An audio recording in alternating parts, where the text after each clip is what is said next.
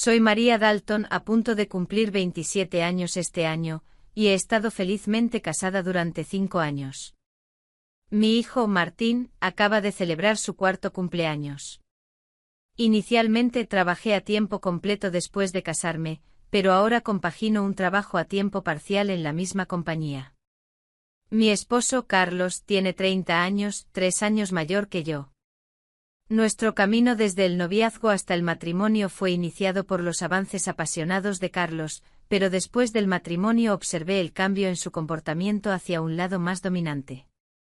Carlos tiene una hermana de 20 años llamada Juana Dalton, y su diferencia de edad parece contribuir a una relación algo indulgente por parte de Carlos.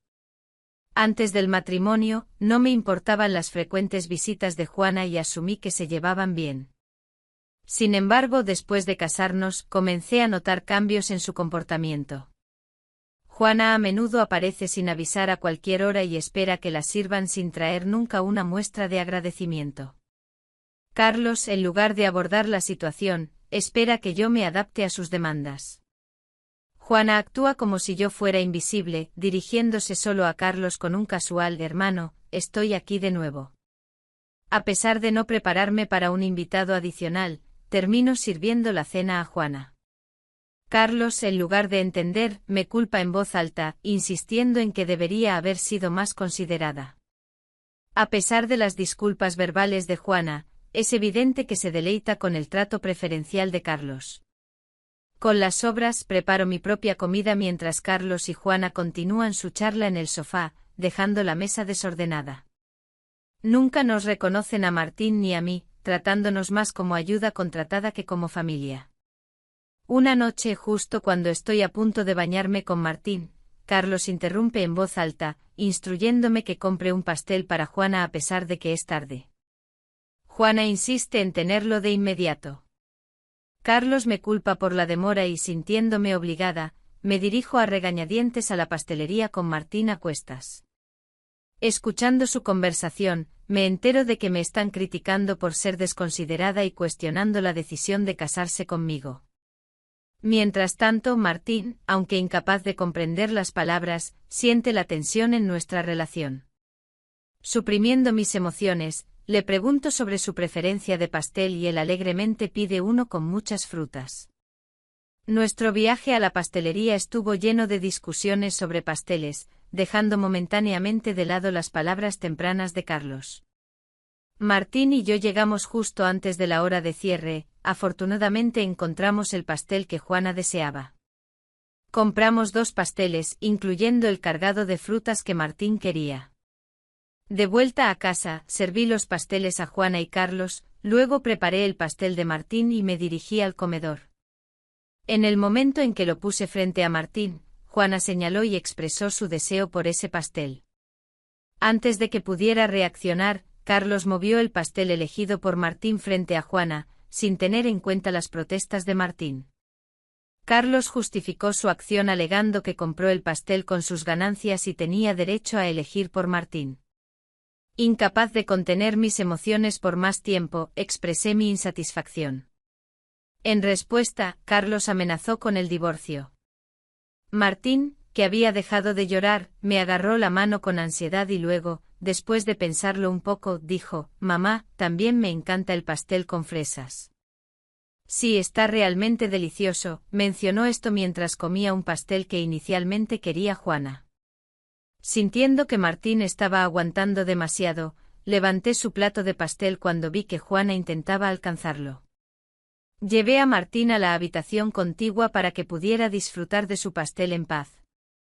Carlos se disculpó con Juana alegando que sentía no ser tacaño. A pesar de querer replicar, me contuve por el bien de Martín. Ver a Martín disfrutar inocentemente de su pastel fue una vista reconfortante.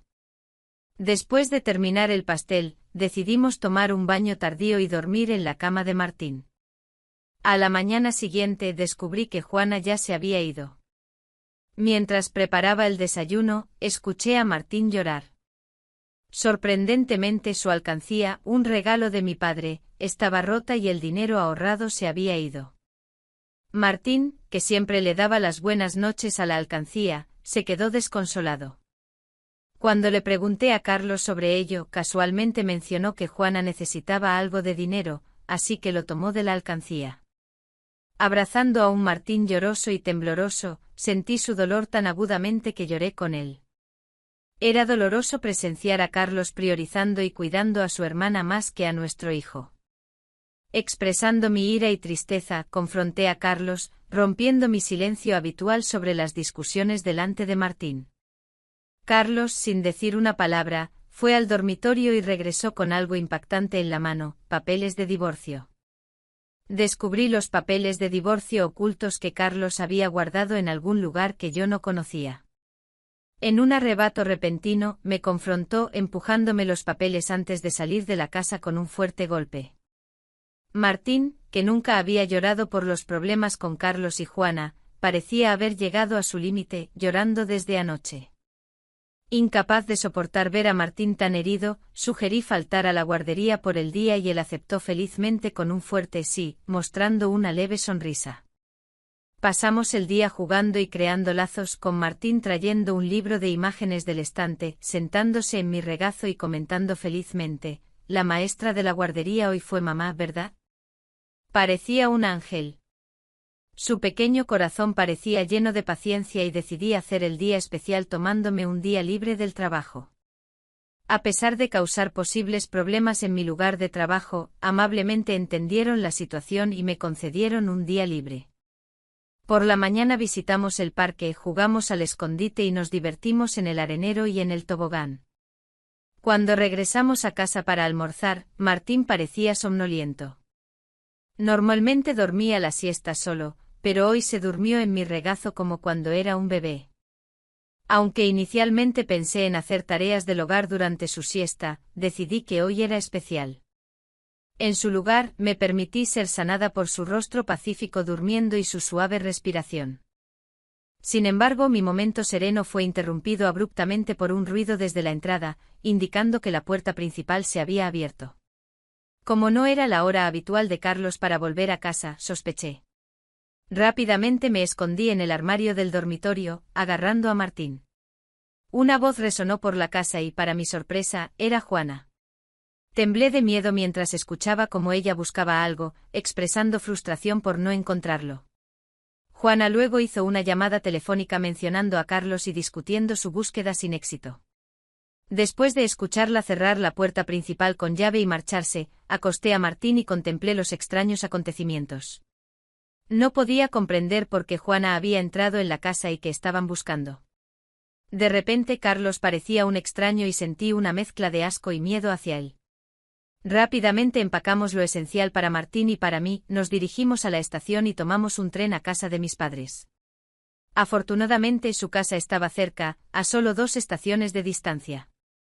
Aunque no los había contactado de antemano, mis padres sintieron algo por mi expresión y nos dieron la bienvenida sin hacer preguntas.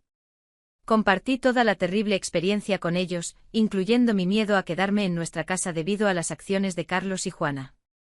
Al escuchar la sugerencia de mi madre de que Juana podría haber estado buscando mis pertenencias, posiblemente tarjetas de dinero en efectivo, recordé mi experiencia pasada como CEO exitosa en la industria de productos hechos a mano. Había confiado la compañía a amigos cuando decidí priorizar la crianza de mi hijo después de casarme. Aunque todavía trabajaba a tiempo parcial y me comunicaba con la compañía desde casa, Carlos no sabía que yo seguía siendo la CEO. Descubrí los papeles de divorcio ocultos que Carlos había guardado. Sospechaba que él pensaba que yo tenía una cantidad decente de ahorros. Aunque le mencioné que todavía recibía algo de ayuda de la compañía, mantuve deliberadamente en privado los detalles sobre ser la CEO y mis ahorros. Este secreto se debe a que me di cuenta al principio de nuestro matrimonio de que Carlos tiene dificultades para administrar el dinero y tiende a gastar todo lo que gana. Carlos al principio solo proporcionaba $200 al mes para gastos de comida e incluso sugirió que dejara mi trabajo para convertirme en ama de casa a tiempo completo. Sin embargo, con la tensión financiera de criar a Martín y solo $200 para comida, nunca acepté ser ama de casa a tiempo completo. Finalmente, a regañadientes me permitió trabajar a tiempo parcial y, para asegurarse de que no consideraría el divorcio, me hizo firmar una renuncia de propiedad postmatrimonial a través de un abogado. Desde el nacimiento de Martín, usé mis ahorros para las tarifas de su guardería y ropa, ya que solo he recibido $200 para comida. Nunca le pedí a Carlos fondos adicionales más allá del presupuesto de comida, lo que le llevó a creer que tenía ahorros. Considerando la aparente necesidad de dinero de Juana y la percepción de Carlos sobre mi situación financiera, podrían estar buscando mis tarjetas de dinero en efectivo. Tengo una cuenta de ahorros separada dedicada a Martín con una parte de mi salario depositada directamente en ella cada mes. A pesar de su búsqueda, no encontrarán las tarjetas de dinero en efectivo, ya que siempre llevo mis objetos de valor. Sin embargo, todavía hay un problema inquietante. Juana podría estar entrando en nuestra casa incluso cuando no estamos allí y Carlos podría estar permitiéndolo. Siguiendo el consejo de mi padre, decidí guardar mis objetos de valor, incluidas las tarjetas de dinero en efectivo, en la caja fuerte de mis padres. Mientras reflexionaba sobre su necesidad de dinero, Martín se acercó a mi padre llorando por su alcancía rota y la promesa incumplida de ahorrar. Mi padre, enojado por la historia de Martín, juró llamar a Carlos. Mi madre sugirió averiguar su propósito con calma, ya que la mención del divorcio por parte de Carlos podría cambiar la culpa hacia nosotros, haciendo que el divorcio fuera más favorable para él. Para determinar su propósito, decidí grabar su conversación. Consultando a un abogado que era amigo de mi padre, al regresar a casa, comencé a cocinar la cena manteniendo la pantalla de mi teléfono hacia abajo para grabar en secreto. Carlos llegó a casa, sorprendiéndome al preguntar inmediatamente por mis tarjetas de dinero en efectivo. Cuando le pregunté, dio respuestas vagas intentando engañarme. Cuando permanecí en silencio, Carlos se agitó y exigió todo mi dinero a tiempo parcial para su hermana. Negándome, expliqué que era para los ahorros de Martín. En respuesta, empujó con rabia los papeles de divorcio firmados hacia mí, declarando que estaba viviendo de su dinero y no necesitaba ahorrar para Martín. Incluso pronunció palabras que implicaban que valoraba más a Juana que a nuestro hijo. Al escuchar esto, dejé de preparar la comida, puse los papeles de divorcio en mi bolso, tomé la mano de Martín y me dirigí a la puerta. Carlos declaró en voz alta su seria intención de divorciarse, instruyéndome que nunca volviera. Respondí declarando que no regresaría a una casa donde un extraño pudiera entrar y salir libremente. Después de irme, recibí numerosos mensajes y llamadas de Carlos, los cuales ignoré. Apagando mi teléfono, busqué refugio en casa de mis padres, compartiendo la grabación y los papeles de divorcio con ellos. Aunque confesé no sentir amor ni afecto por Carlos, expresé preocupación por Martín. Mis padres me aconsejaron que hiciera lo que quisiera, reconociendo el potencial impacto emocional en Martín si se producía un divorcio. Mientras lidiaba con la decisión de divorciarme de Carlos, Martín expresó su hambre. Mi madre, al ver mi angustia, amablemente hizo hamburguesas, su plato favorito. Abrumada por las emociones, las lágrimas brotaron de mis ojos cuando mi madre le dijo a Martín con una cálida sonrisa que preparó las hamburguesas para que él y yo pudiéramos visitar cuando quisiéramos. Al darle un mordisco, Martín exclamó con alegría, elogiando las hamburguesas de la abuela y expresando el deseo de comerlas todos los días. Respondí diciendo que era porque la hamburguesa contenía el amor que tenía por él, y él, en un gesto conmovedor, dio un gran mordisco y me lo ofreció.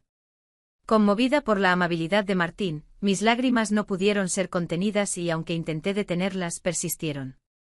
Mi padre, notando la preocupación de Martín, le aseguró que mis lágrimas eran de felicidad, no de tristeza. Al escuchar esto, Martín, en un momento de comprensión, me abrazó y los ojos de mi padre se pusieron rojos. Al darme cuenta de la bendición de estar con la familia, le comenté a Martín que la familia es preciosa. Sorprendido, preguntó si papá había mencionado que solo Juana era familia. Mi padre lo confirmó suavemente, pero luego le preguntó a Martín si quería vivir con ellos como familia. Con una risa, Martín felizmente estuvo de acuerdo, haciendo sonreír a todos. Naturalmente, a pesar de contemplar el divorcio, la comida se sintió tan feliz que finalmente decidí separarme de Carlos. Planeé informarle a Martín al respecto, y aunque discutirlo pesaba mucho en mi corazón, Martín pareció comprender la situación. Felizmente expresó el deseo de vivir como una familia, abrazando al perro y llamándolo su hermano menor, a pesar de que el perro era mayor. Comenzaron los preparativos para el divorcio, comenzando por contactar a un abogado que era amigo de mi padre. Al día siguiente formalizamos el contrato y mi padre y Martín compartieron risas reconfortantes mientras yo estaba en la cama, recordando mi infancia. Al día siguiente, al revisar mi teléfono inteligente, encontré más de 200 llamadas y mensajes de Carlos, mostrando su inestabilidad emocional. Agotada, apagué mi teléfono y, con la ayuda del abogado, explicamos la situación a mis padres. Juana había acumulado una deuda significativa por adicción al casino y a las compras, y Carlos actuó como su garante, planeando usar mis ahorros. El abogado confirmó que los papeles de divorcio ya habían sido presentados y Carlos sollozó al darse cuenta de que se había finalizado. A pesar de esperar desacuerdos sobre la manutención de los hijos, firmó una promesa de pagar $340 a Martín cada mes. En una llamada posterior de Carlos, su tono carecía de agresión y admitió con calma la manipulación financiera y explicó sus complejos sentimientos hacia Juana. Afirmé firmemente mi decisión de no reconsiderar y escuché su débil sollozo antes de que me deseara felicidad y colgara. Permaneciendo fuerte hasta el final, discutí planes futuros con mis padres y decidí quedarme con ellos hasta que Martín crezca. Retomé mi papel como presidenta de la compañía y luego me enteré de que Carlos y Juana habían informado a sus padres sobre el divorcio y la deuda, lo que resultó en el repudio. Hoy encuentro la felicidad estando con mi familia.